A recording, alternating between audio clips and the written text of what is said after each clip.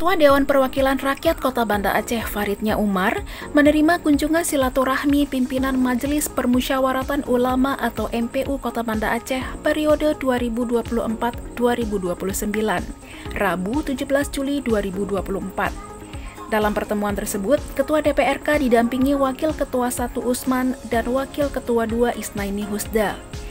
Adapun Ketua MPU Banda Aceh, Tengku Haji Shibral Malasi, hadir bersama Wakil Ketua Walid Muhibban dan Ketua Komisi C MPU Kota Banda Aceh, Abi Umar Rafsanjani. Pertemuan tersebut berlangsung hangat. Kedua pimpinan lembaga saling berbagi informasi, terutama yang berkaitan dengan perkembangan syariat Islam dan persoalan keumatan lainnya di ibu kota Provinsi Aceh ini. Para pimpinan Dewan menyampaikan berbagai aspirasi yang diterima pihaknya dari masyarakat terkait penegakan syariat Islam di kota Banda Aceh.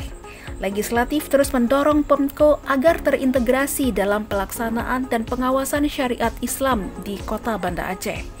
Sebagai wakil rakyat, Farid mengatakan pihaknya tidak pernah bosan dalam mengingatkan atau mendorong Pemko agar optimal dalam menegakkan syariat Islam, termasuk dengan melibatkan semua OPD dan lintas sektoral secara terintegrasi. Oleh karena itu, masukan-masukan dari MPU sangat dibutuhkan oleh Dewan.